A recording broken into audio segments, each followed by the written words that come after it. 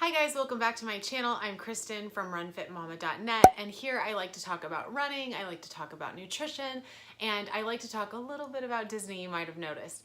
So today I wanted to talk about what the difference between cutting, bulking, and reversing is, a reverse diet. A lot of times people come to me and it's mostly just for weight loss, right? So that seems to be what everyone's goal is. And a lot of times we get confused by terms that, no offense, all these fitness magazines come out with, like toning and leaning out and all of those things and gaining lean muscle mass. And we don't quite understand the concepts of how to do that. So when you are in this state of loss all the time, you can't really grow new mass, because what do you need to grow? You need calories and you need fuel. It's kind of like planting a garden by taking away nutrients. Well, you can't really do that, right? You have to add in fresh, healthy soil. I'm not really a good gardener, but I'm assuming that's how it works, and that was the analogy I was trying to go for. So a lot of times when we talk about weight, we talk about weight loss, and we don't really quite understand that you have to recover your metabolism. You need to have a good, healthy foundation, and it's not always a time to be in a deficit. You're not supposed to live your life in a state of weight loss. Your body wants to maintain a healthy amount of body fat on it, especially if you're a woman. So if you are in a constant state of just digging and taking away, it tends to mess up your metabolism. It tends to mess up your hormones a bit. And so I wanted to kind of talk about those three terms so you can really understand what process should I be in right now and how can I achieve that. So before we talk about what you should be doing, we need to kind of look at where you are. Are you coming from a deficit right now? Are you constantly on a diet? Are you coming back from just having a baby? So you need to kind of take a look at where you are. Do you feel healthy? Do you feel nourished currently? Do you feel like you're always hungry? Are you feeling like you're missing something? Or do you feel like I've really been eating however I wanted for years, and maybe it is time for me to push myself a little bit? I would also look at other signs that maybe you are either under eating a little bit. Do you have a sex drive? Are you good digestively, if you catch my drift? Do you go to the bathroom at least once a day? Does your gut feel healthy? Do you feel properly rested when you wake up in the morning? Are you getting at least 7 hours of sleep every night?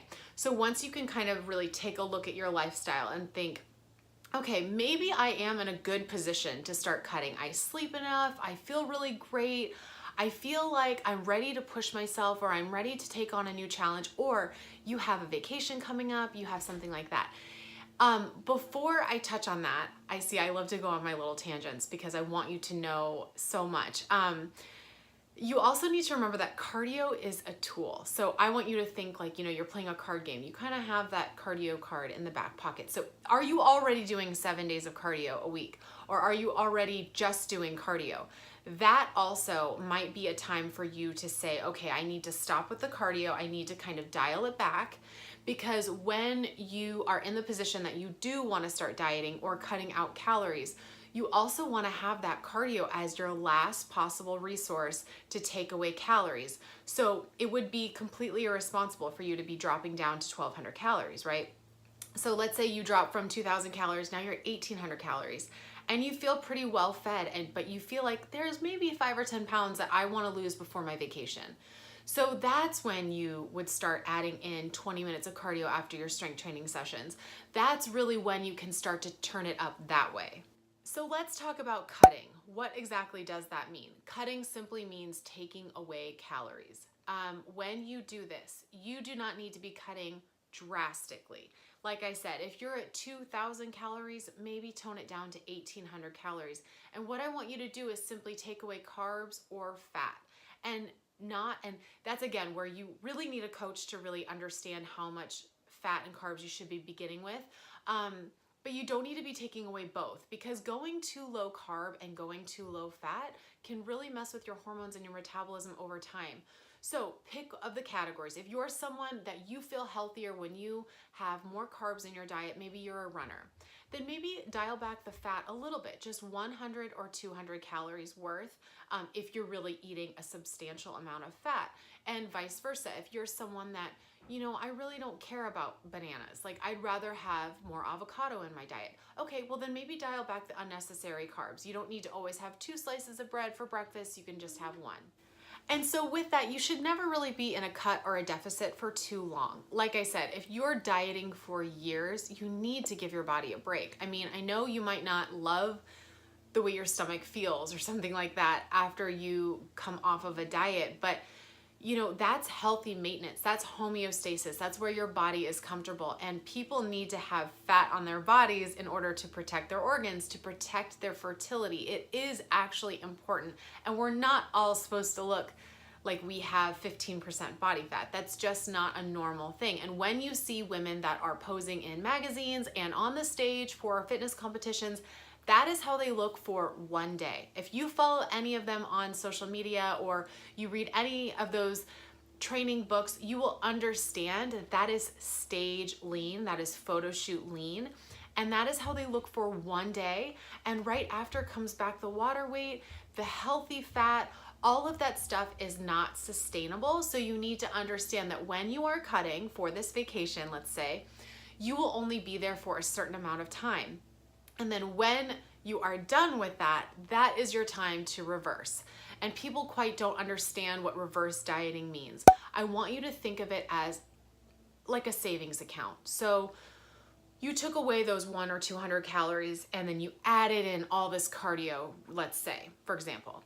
And when it's time for you to reverse diet, that is when you pick one or the other. So let's say I like my cardio, I like my runs, but I need to start adding in food. I would add in 50 calories a week until you reach the point where either the scale is going up and you're not quite comfortable with it, or the scale is staying the same and you're at a substantial amount of calories where you're not hungry anymore.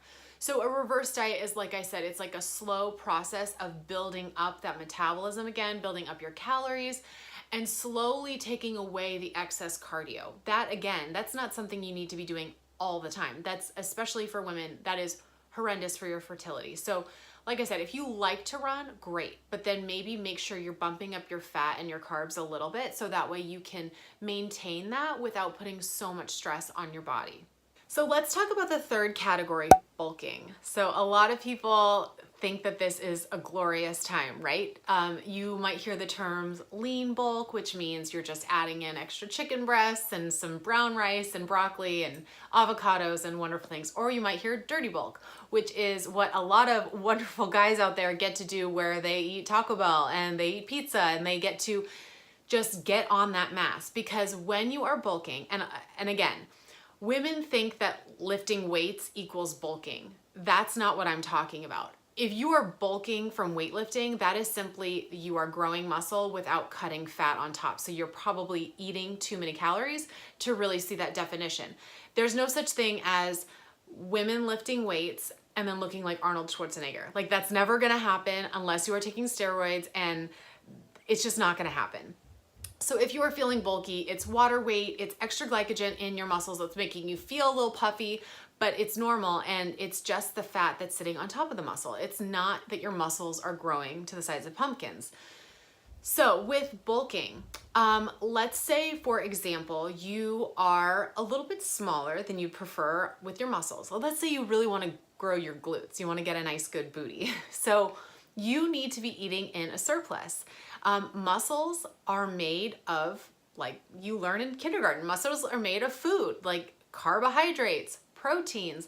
All of those muscle fibers and the glycogen that gets stored in your muscles come from the food that you eat. So you need to be eating in excess to gain muscle mass. So you need to feed your muscles, especially after you're working out. So if you are trying to put on mass, let's say for 6 months, your goal is, I want to grow my quads, I want to get some nice, I hate that term, but lean looking legs, and I want to grow my booty. So when you bulk, you will gain fat and you will gain muscle. So that's the thing that people have a hard time with is, well, I'm getting a little like chunky or whatever. But that's because you're growing muscle as well. And you need to be, gaining that fat. Your body needs that storage, that surplus to do what you're wanting it to do. So when you are in that bulking stage, you would be weight training a lot, cutting out the cardio as much, eating more, eating to really fill your muscles up, and then getting that PR, setting the bar higher and higher and higher for the weights that you're trying to lift, and really getting in good workouts. I don't know if any of you have ever gone to the gym after a cheat meal, but I feel like freaking Superman. Every time I go and have some French toast, I can squat heavier than I can before. So by eating egg whites. So there is something to that. You are filling your body like an athlete, and then you are trying to do your best in the gym. So your muscles can hold 300 to 500 calories worth of glycogen. So you need to remember that when you are doing these low carb diets and when you are in a deficit for so long, your muscles are depleted. That's why people think they lose so much weight on low carb, because your muscles hold water, because carbohydrates have 4 grams of water per 1 gram of carbohydrate. So if you cut out 100 grams of carbohydrates, that's 400 grams of water that your body is shrinking per day. So it's not necessarily that you are losing fat. And like I've said before, fat loss takes time. It does not take 2 weeks. It's not a 2-week challenge to lose fat. There's no sense in that. So please, please, please don't listen to anything that you read in a magazine or a Facebook article. Please just go back to basic biology and you will understand this. So like I said, at any stage of your life with your health, this needs to be done with some understanding. So please come to me if you have any questions. I can gladly refer you to other places too if you want to read some articles that are really, really knowledge-based.